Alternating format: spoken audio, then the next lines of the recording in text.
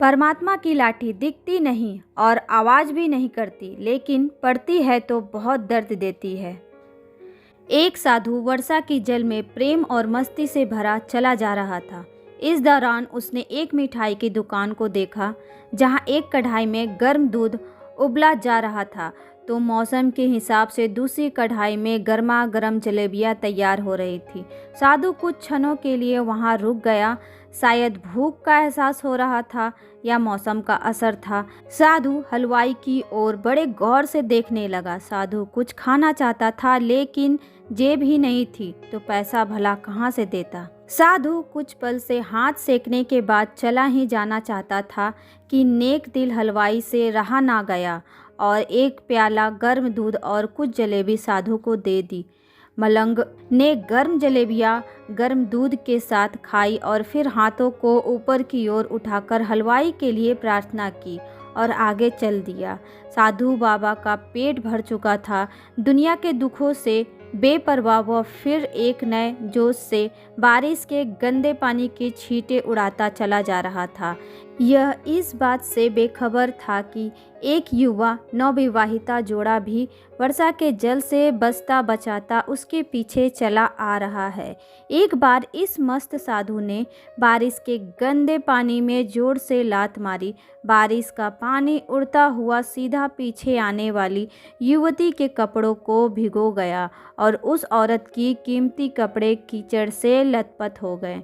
उसके युवा पति से यह बात बर्दाश्त नहीं हुई, इसलिए वह आस्तीन चढ़ाकर आगे बढ़ा और साधु के कपड़ों को पकड़कर खींचकर कहने लगा, अंधा है, तुमको नज़र नहीं आता? तेरी हरकत की वजह से मेरी पत्नी के कपड़े गीले हो गए हैं और कीचड़ से भर गए हैं। साधु हक्का बक्का सा खड़ा था, जबकि इस युवा को साधु का चुप रहना नाखुशगवार गुजर रहा था। महिला ने आगे बढ़कर युवा के हाथों से साधु को छुड़ाना भी चाहा, लेकिन युवा की आंखों से निकलती नफरत की चिंगारी देख वह भी पीछे खिसकने पर मजबूर हो गई। राह चलते राहगीर भी उदासीनता से यह सब दृश्य देख रहे थे, लेकिन युवा के गुस्से को देखकर किसी में इतनी हिम्मत नहीं हुई कि उसे रोक पाते। और आखिर जवानी के नशे में चूर इस युवक ने एक जोरदार थप्पड़ साधु के चेहरे पर जड़ दिया। बूढ़ा मलंग थप्पड़ की ताब ना झेलता हुआ लड़खड़ाता हुआ कीचड़ में जा गिरा। युवक ने जब साधु को नीचे गिरता देखा तो मुस्कुराते हुए वहां से चल दिया। बूढ़े साधु ने आकाश की ओर देखा और उसके होठों से निकला, वाह मेरे भगवान, कभी गर्म दूध जलेबी और कभी गर्म थप्पड़, लेकिन तू अगर चाहे मुझे भी वही पसंद है। यह कहता हुआ वह एक बार फिर अपने रास्ते पर चल दिया। दूसरी ओर वह युवा जोड़ा अपनी मस्ती को समर्पित अपनी मंजिल की ओर अग्रसर हो गया। थोड़ी ही दूर चलने के बाद वे एक मकान के सामने पहुंचकर रुक गए। वे अपने घर पहुंच गए थे। युवा अपनी जेब से चाबी निकालकर अपनी पत्नी से हंसी मजाक करते हुए ऊपर घर की सीढ़ियां तय कर रहा था। बारिश के कारण सीढ़ियों पर फिसलन हो गई थी।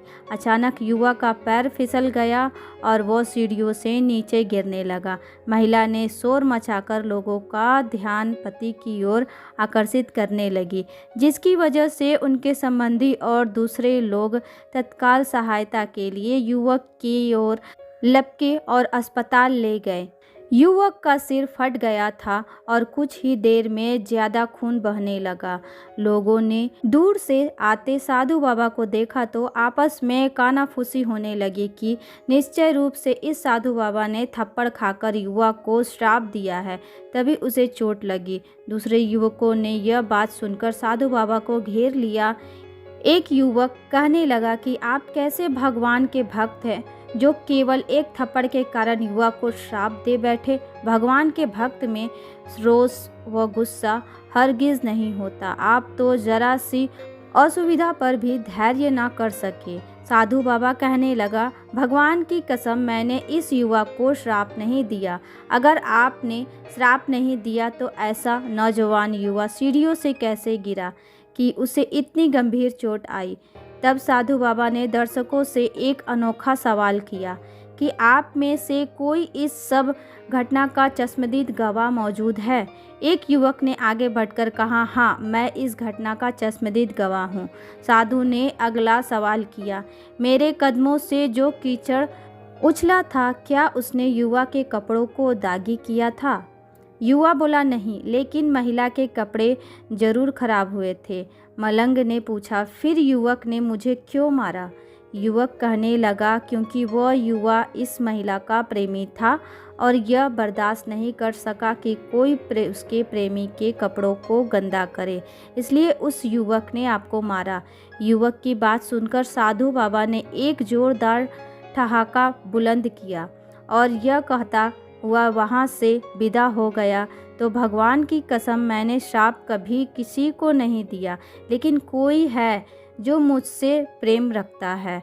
अगर उसका यार सहन नहीं कर सका तो मेरे यार प्रभु को कैसे बर्दाश्त होगा कि कोई मुझे मारे? मेरा यार इतना शक्तिशाली है कि दुनिया का बड़े से बड़ा राजा भी उसकी लाठी से डरता है। सच है, उस परमात्मा की लाठी दिखती नहीं और आवाज़ भी नहीं करती, लेकिन पड़ती है तो बहुत दर्द देती है।